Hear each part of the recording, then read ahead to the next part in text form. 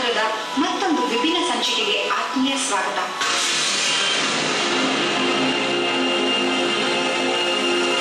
ಇವತ್ತು ಮನುಷ್ಯನ ಬದುಕು ಹಾಗೂ ಮನಸ್ಸುಗಳ ನಡುವೆ ಅಂತರ ಹೆಚ್ಚಾಗ್ತಾ ಇದೆ. ಒಂದೊಂದು ದಿಕ್ಕಿಗೆ ಓಡ್ತಾ ಇದೆ.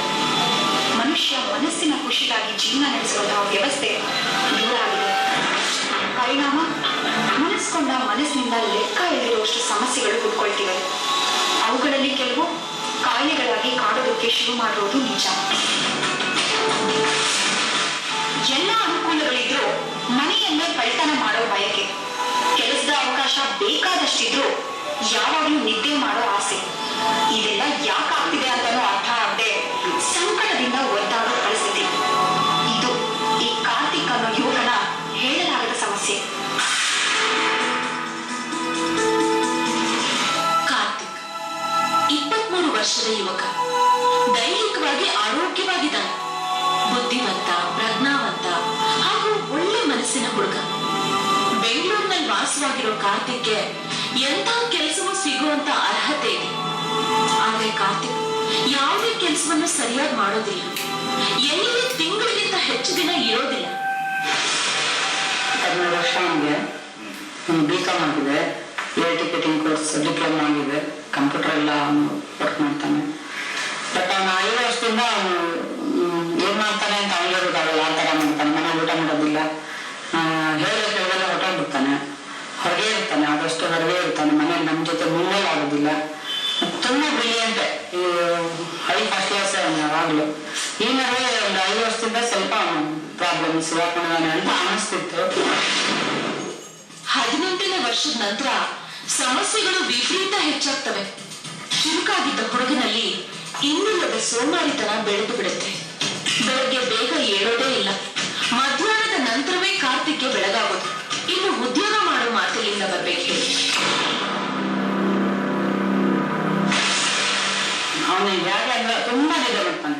ತುಂಬಾ ಅಂದ್ರೆ ರಾತ್ರಿ ಎಲ್ಲ ಟಿವಿ ನೋಡ್ತಾ ಕಂಪ್ಯೂಟರ್ ವರ್ಕ್ ಮಾಡ್ತಾನೆ. ಬೆಳಗ್ಗೆ ಎಷ್ಟೊತ್ತಾಗ ಮಧ್ಯಾಹ್ನ ತನಕ ಇರಲ್ಲ.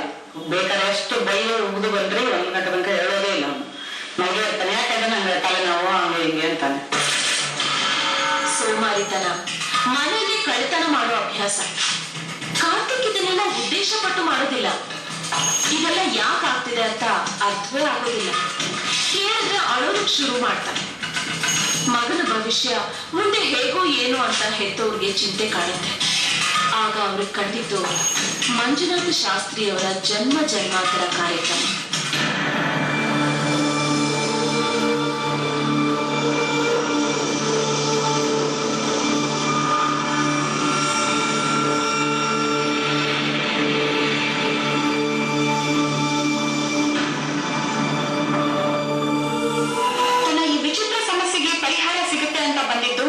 ಮಂಜುನಾಥ್ ಶಾಸ್ತ್ರಿಯವರ ಜನ್ಮ ಜನ್ಮಾಂತರ ಕಾರ್ಯಕ್ರಮಕ್ಕೆ ಆಗ ಶುರುವಾಗುತ್ತೆ ಕಾರ್ತಿಕ್ನ ಮನೋಯಾನ.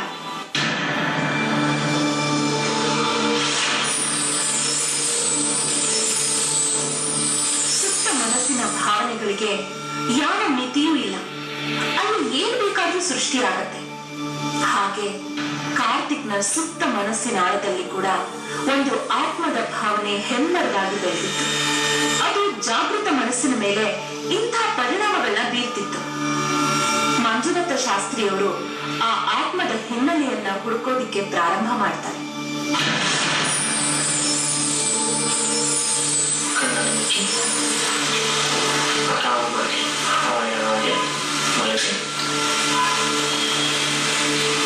ನಾನು ಹೇಳುವವರೆಗೂ ಕಣ್ಣನ್ನು ತೆಗೆಯಲು ಬೇಡ. ಮನಸ್ಸಿನ ಕಣ್ಣಿಂದ ಕಾಲಿನಿಂದ ತನಕ ನೋಡ್ಕೊಳ್ಳಿ.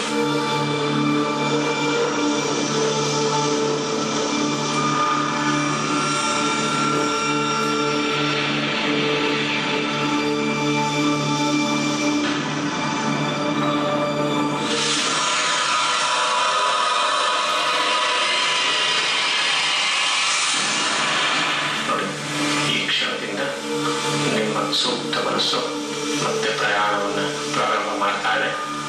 ಹಾಗೆ ನಿಧಾನ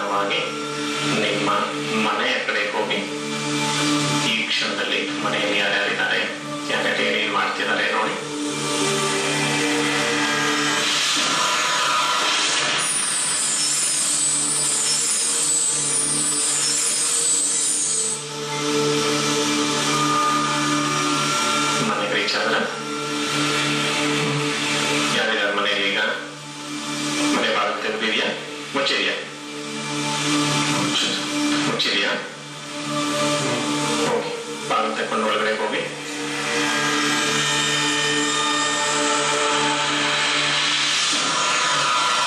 ಯಾರಿದ್ದಾರೆ ಮನೆಯಲ್ಲಿ? ಅಜ್ಜಿ ಇದ್ದಾರೆ. ಏನ್ ಮಾಡ್ತಾ ಇದ್ದಾರೆ ಅಜ್ಜಿ ಈಗ? ಮಲಗಿದಾರ? ಏನೋ ತಡೀತಾ ಇದೆಯಾ? ಯಾರು ನೋಡೋದು? ಯಾವ ಸ್ಥಳದಲ್ಲಿದ್ದಾರೆ?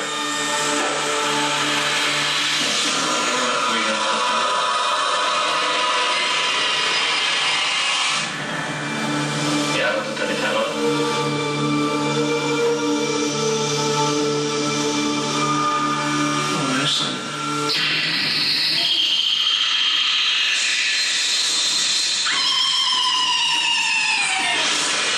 ವಿಚಿತ್ರ ಅಂದ್ರೆ ಇದು ಪೂರ್ವ ಜನ್ಮದ ತೊಂದರೆ ಅಲ್ಲ. ಈ ಜನ್ಮದ ತಾತನೇ ಕಾರ್ತಿಕ್ ದೇಹದಲ್ಲಿ ಸೇರ್ಕೊಂಡಿರ್ತಾನೆ. ತಾತನಿಗೆ ಮೊಮ್ಮಗನ ಮೇಲೆ ಇರೋ ಹಠವಾದ್ರೂ ಏನು?